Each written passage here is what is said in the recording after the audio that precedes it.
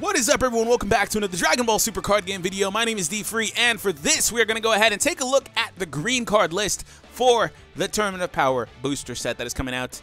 I believe it says available on, on May 25th, so I assume that's right about when it comes out. So, anyways, we have the green card list, and if you didn't check out the video where we went over the red card list, that will be in the top right corner in the little eye in a circle. Click on that, it'll take you right over to that bad boy, and you can watch that video and get entrenched with all the goodness of the red card list and that SSB Vegeta Leader that I'm really interested in, and some of the other cards that are over there. So, speaking of Vegeta Leader, we have a Goku Leader in the green card list, and they both have this really cool Warrior of Universe 7 trait. So, just going to point out that in this set, we got introduced to traits for the universes that the characters are from. So, Universe 7, Universe 6, so on and so forth. I assume the others will be in here as well, even though we haven't really had a lot of interaction with, like, Jiren cards or anything like that at all yet in this set for what we have leaked on the official website. So, yes, again, this is the official website. This is where all this stuff comes out, and this should come out relatively soon. But I want to say, make sure you pre-order these because this is a limited run set. This is not going to always be available, right?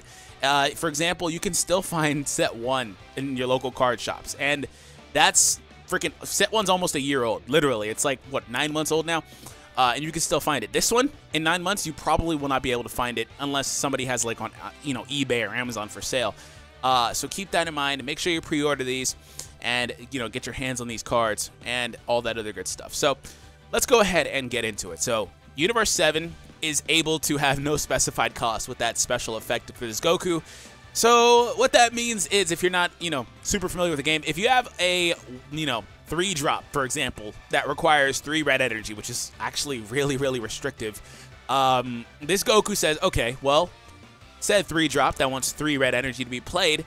I'll just take that requirement of red energy off of you, and you can just be played for any color green or any color energy. So it could be 2 blues and a green as opposed to needing 3 reds, and that's actually really good. It actually really reminds me of something like Vegito. We haven't had a lot of leaders that are able to kind of do something like that, where you can use multiple types of energy, kind of bypassing the requirement. So that's really cool that they're doing that in this set.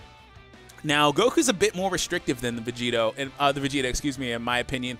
So what this Goku does is he cannot include non-Universe 7 cards in your deck. I'm going to go out on a limb and assume that that includes, or doesn't include, excuse me, extra cards, because they're extra cards. But if that includes extra cards, that's pretty wonky. But this is like something that could be easily avoided if they just print, doesn't include extra cards, because a lot of times these cards have really weird meanings, because they'll say one thing and then there's like a comma and then it says up to this, or not including that, and it's like you guys got to be more specific with what you're saying, because we have to always get clarification for a lot of things, and you really shouldn't have to do that too much. But nonetheless, I'm going to assume that doesn't include extra cards, because like I said, they're extra cards. But Goku says you can only use Universe 7 cards in your deck. Now this actually is not that bad, because he basically means that you can only play him with cards from this set. That's literally all you can do. You can only play with cards from this set, because unless they go out of their way to errata every single prior card from a character from Universe 7, then yeah, it doesn't matter. Or every single iteration of a card from the Tournament of Power, like a Kale, right? Or like well, I think that Kale is actually from before the Tournament of Power, but still kind of the Tournament of Power arc. You get my point. So I don't know, but nonetheless, when this Goku attacks a leader card, you get to draw a card. I really don't like the whole when you attack a leader card thing, but nonetheless, you're still able to draw, so it's still card advantage. In early game, you're going to be doing that anyway. But where he really gets good in that auto is when he attacks, he also gets 5k. So literally early game pressure from this guy. I mean, no crits or no double strikes or anything like that, unless you choose to give him double strikes with the Champa, but still 15k. Turn 1, turn 2, excuse me. First turn you're able to attack. That's pretty hefty, and you get to draw, so you get to attack and build card advantage. Now, you might also be giving up card advantage, may help them out a little bit by allowing them to awaken faster, but nonetheless, it's still really good. That's a pretty cool effect. I don't like that it has to be on a battle card, though. So he has when you are at 4 life or less, you get to untap 2 energy and then flip the card over, and then when he flips over, he becomes Ultra Instinct Goku. So hopefully he's a really good Ultra Instinct. Not to say that the blue Ultra Instinct is bad. He's really good, but kind of underwhelming. I don't know. I don't really care about him too much. But this card attacks draw cards, so they remove the when he has to attack a leader requirement. So that's awesome, and he gains 5k power boost. When this card is attacked, you may place 2 Universe 7 characters from your hand in your drop area. That's not so good for card advantage, but I don't know. It kind of feels like he would be able to basically. I mean, it's a +1 -2 because if you use that effect, because he's able to draw on your turn when you attack. Not to mention any other draw advantage cards that you will potentially have in your deck. So it works, but you have to drop 2 cards, and he's able to negate an attack 1 time, basically. He can't endlessly negate. That'd be pretty awesome, but he can't do it. And it says negate the skill for the duration of the turn, so yeah, you can't do that. But being able to drop cards, unless there are Overwhelm cards or something like that in this set, I don't really know in particular why you'd want to do that, unless it's a last-ditch save your butt type of deal, which I wouldn't mind doing it in that scenario, because you know what happens is a lot of times, you know, you get in a position where you can maybe combo out of things, or you're in a position where you can't combo out of things, and you're going to be up against the wall, they're going to double strike you or what have you, and they will win because you don't have enough combo power. But if you can drop those cards, you can negate the attacks. That's actually really good as a defensive leader. I mean, I don't know. It just remains to be seen. He's going to really largely be dependent on the cards that are in his deck, but I do like the early game pressure. I also really like the draw every single time he attacks post-awakening, so that's pretty awesome. Let's go ahead and check out Brienne de Chateau. Does she turn to Brienne? And there she is, freaking Brienne, everyone's favorite character. I like Brienne, do not like Rib Brienne. Anyways, Alien Maiden Squadron is a new special trait, and Universe 2. So yes, they do have Universe 2, which I assume they would. She's a common leader. When this card attacks a leader card, why are they doing that to these cards? They have to attack leader cards. Which, you know what? That's really good against a deck like Mass Saiyan, though, because Mass Saiyan doesn't play a whole lot of battle cards, depending on the variant you play. Mass Saiyan is the battle card himself. Look at up to 2 cards from the top of your deck. Choose up to 1 Maiden Squadron among them, and add it to your hand.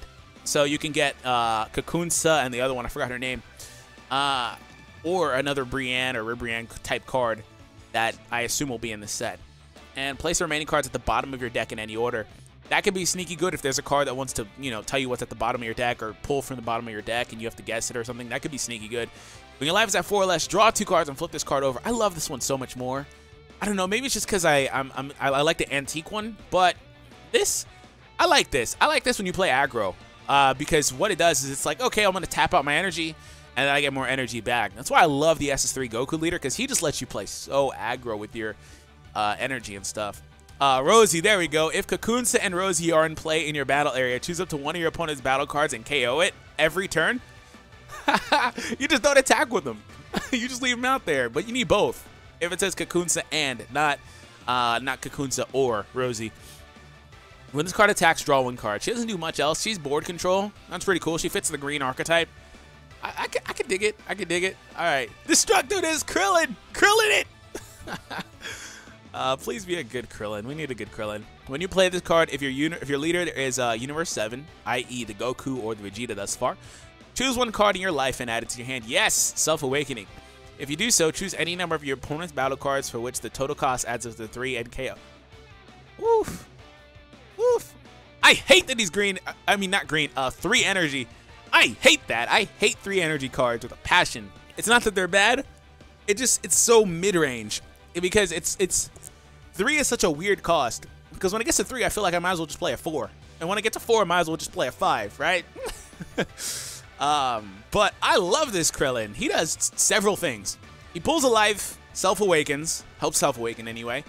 On top of that, you get to KO the opponent's, battle area up to 3, which isn't super spectacular, but it can still get rid of, little things like the Goku Black tokens, like the 1-drop Trunkses, like the energy boosted Buu, like the Saiyan Kabas. Get those guys off the board, and things of that nature. So it's still really, really cool. It's just, when it gets to 3 turns, man, a lot of times I'm just like, I'll just play something else. Maybe I'll play 2 1-drops or 2-drop and a 1-drop, excuse me, or things like that. Because a lot of times you want to still make sure you have the energy available to do a negate if you need to on your turn, things of that nature. I'm kind of jaded on the fact that if he was a 2-drop, I love him. But nonetheless, I still love the card, especially because he has a combo power of 5k as opposed to needing energy. Android 17. All right, Energy Guard Android 17. He's a blocker. Okay, and he's a 3-drop, 2 green blocker.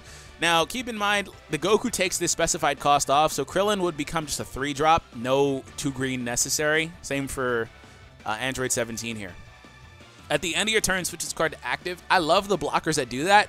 That new style of blocker, because it allows them to play aggro. It allows them to go out and attack, and as a 15k body, he is going to be applying some pressure, and your opponent's going to have to combo over that at the very least one time with the 5k.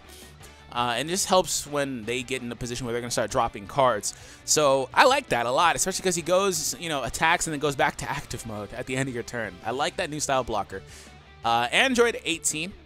And she is at the end of the battle after you combo with this card from your hand. If you're lit, oof, she's that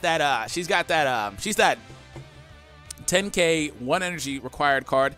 She's a 4 of in your deck basically, because you get to play her for free. She's one of those you play them in rest mode, like the Sun Gohan, the Future Gohan. You know, there's other cards like that, of course. That's cool. She's at least a 3 of though. Nothing spectacular, but still really good for board presence. So I like it. Okay, so we have Girl Warrior Brienne de Chateau. She's a 2-drop green. Okay. She has Barrier, so she's already really good because she's 2 in Barrier. When you play this card, look at the top. Oh, she's really good. Look at the top 7 cards in your deck. Choose up to 1 Maiden Squadron among them and add it to your hand, then shuffle your deck. She's basically got that that whole 1-drop vibe, but she's got Barrier applied to her. And if the other ones have Barrier too, it becomes really, really difficult to play against Brienne. It honestly becomes really difficult to play against Brienne because you can't sit there and blow the Kakunsa and Rosie up if they have Barrier, for the most part. And if they don't attack with them, Brienne is free to destroy a card every round, assuming that it doesn't have Barrier, because she would have to target, right? Yeah, choose. Yeah, so that's actually really freaking good. Okay, so she doesn't have Barrier. I was gonna say, like, if they have Barrier, that's honestly too good. Here goes Kakunsa, but this is the transformed one. Maybe the regular one won't have it. We'll look at those in a minute. Anyways, critical, pretty cool. Permanent, if Brienne and Rosie are in play in your battle area, this card gains dual attack. Crit dual attack is a pretty interesting concept. It's just, this seems too late game. Like, this seems like it's too dependent on late game, which is interesting because she's supposed to be a fast character, a feline-esque character. So I don't know.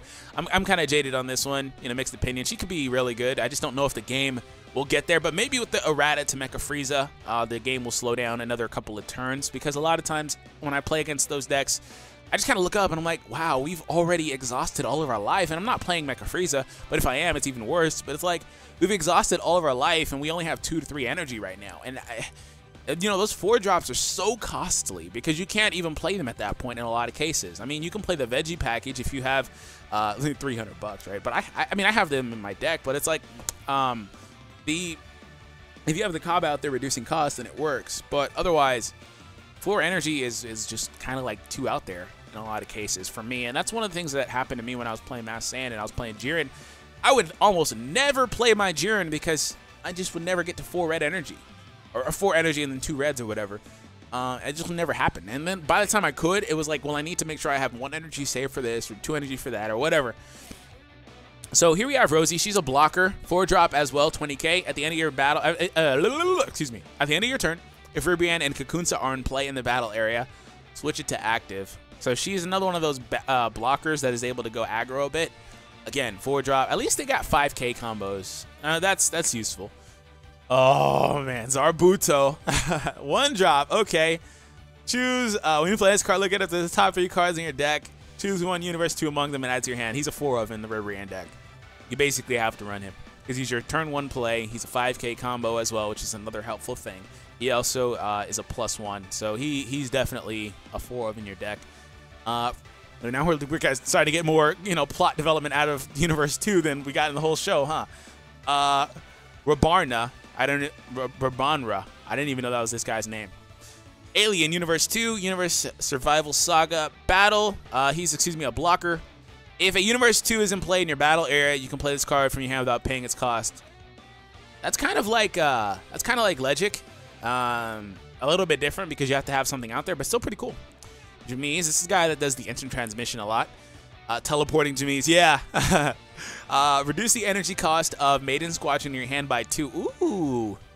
Now we see where the freaking 4-drops are good. That's what I need to see, man. Place 1 card in your hand in the drop area. Send this card to the warp and play it from the warp in its owner's battle area at the beginning of your next turn. Now, first and foremost, that's a permanent effect. So if he just kind of stays out there, if they don't have a card that can blow him off the field because he doesn't have barrier, or if they don't have a card that can attack active modes, he can just kind of stay out there.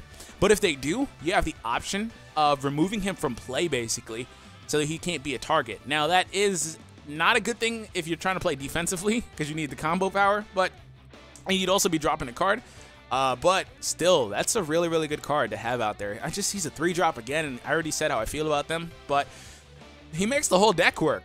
He really makes the whole deck work because he reduces the cost of everyone, well, all the Ribrianne girls and stuff like that, by 2, and that helps so much. That helps him a lot. Kawai Master of the Sky. This is the super combo. When you combo this card, if your leader card is Universe 2 and you have 5 or less life, as opposed to 4, draw 1 card and it gains 10k for the duration of the turn. Okay, I like that. 5? That's pretty cool. They try to stall you at 5, you can already use your super combo. Those super combos are getting faster. Like, you know, you can legitimately play the Supreme Kai of Time one just on your first turn. Well, technically at the end of your first turn, but you get my point. Whenever they try to attack you. Well, I guess you could technically play it on your first turn if you got, you know, enough mill cards, but still, they're getting faster. Zerloin Maiden Attendant. So, double strike, 4-drop, once per turn, choose 1 card in your life and add it to your hand. If your leader card is Universe 2, choose 1 of your opponent's battle cards and KO. Ooh. I like this because he's self-awakening every turn. So that's a +1 to your hand, right? It's not bad, not good for your life, technically, but it's good for your life because, again, self-awaken, which is a plus in this game. Choose 1 of your opponent's battle cards and KO it. That's pretty cool because there's no requirement on the energy. You can just kind of say, I want to blow up anything, assuming it doesn't have barrier. So that's awesome. Also, he has double strike, so he can be a good threat out there, too. This is somebody you need to get off the board. He is literally somebody you need to get off the board. If you put him out there, or if they put them out there against you, you have to find a way to take care of him because he's a threat, you know, multiple ways. So that's pretty cool. Oh, Prum! I like Prum. This card cannot... So he's just 2-drop barrier. 15k. Okay, cool. Universe 2. All right. Hermilla, the Sniper. Once per turn, if this card is in play in your battle area, choose 1 of your opponent's battle cards with an energy cost of 5 or less and KO it. Now we're starting to see the generic green effects where it's just like blow everything off the board, which I love that, but it's kind of just like, yeah, they're not really unique as much anymore. 3-drop. Okay. And the thing about these cards is that you kind of have to play these cards. You know, in a lot of scenarios, you kind of have to play similar cards. Like Goku's deck, for example, wants you to have to play Goku's cards, or Universe 7 cards, for example. And then here we have Ganos in both of his forms. So this one is a double strike evolve on top of this one. So let me read this one first.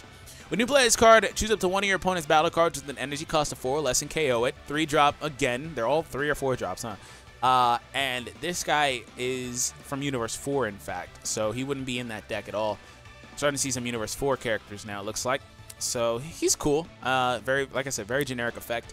Evolve on top of the other one for 4 energy is actually kind of hefty. But when a card evolves into this card, choose up to 1 of your opponent's battle cards and KO it. Then your opponent chooses 1 card in their hand and places it in the drop area. And that is why, you know, he's got that extra energy cost in there. Because a lot of cards like this will probably be 3 or... Well, he also has double strike. I guess 4 isn't super hefty. Because he double strikes, he forces him to drop a card and lose a card on the field. So he's actually really good if you play him that way. Anyways, we're going to move to Kawai Keymaster. At the end of the battle, after you combo with this card from your hand, if your leader card is green, play this card in rest mode. She's basically the Android 18, but she's not restricted to being under a Universe 7 leader. And this card has no effect. And here we have an extra card, Maiden Transformation. Choose up to 2 Maiden Squadrons with energy cost of 4 or less in your drop area and play them. Oh. Oh. Okay. This is a really good card. This is really, really reminiscent of March of the Great Apes. Not as good because you don't get to draw 2. And this pulls from the drop area as opposed to the hand, which could arguably be better depending on the deck. But this is a really good card. Because you get to play 2 for 4 energy. Which is in tandem with the Ribrianne effect. That actually surprised me. That's actually really good. That's a freaking good card. Oh my god. Is this a negate? Yeah, it is. Counterattack. Negate the attack. Then if your leader card is Universe 2, you may place one card in your hand in the drop area. If you do so, your opponent chooses one of their battle cards and KOs it. Ooh, I like that negate, to be honest. I really like this negate. It's different. I like it. It's good for board advantage. Now, the thing is, your opponent has to choose, but at the very least, there's no requirement on, like, you know, it being active or rested or an energy requirement. So it's awesome. You know, you play the negate for 1 energy as well. Drop a useless card out of your hand that you don't need right now. And that also is good because it fuels the other card we were just looking at. Drop. Oh, that's right. Doesn't Ribrianne make you drop cards as well? See, that's why that extra card is really good. One of these cards makes you drop something. I don't want to go over it, but... or maybe I'm just misremembering. But, you know, that's where... this extra card is really good because there are cards in here that you can run that'll fuel this, and it'll help it out. I'm very excited for this deck, and I've never been excited for Ribrianne, so that's pretty cool. But that is it. Hope you guys enjoy this. Subscribe if you're new, of course, for more content on the Dragon Ball Super card game. Again, down below in the description, there will be a Reddit that is linked. Go ahead and check it out. Very, very helpful community over there. And if you made it to the end of the video, comment hashtag Krillin in the comment section for your boy. And let me know that you guys made it all the way to the end. I love you guys so much. Make sure you do leave a like as well. And in the top right corner, there is the little icon you can click on to take you over to the red card list. So if you're not familiar with what's in the red card list, these are some of the things that are over there. I'm not going to show you everything, but, you know. See, we got this Vegeta and stuff. So you go over all that in that other video. So, again, check it out. Anyways, have an awesome day, and I'll catch you all in the next one. Take it easy, guys.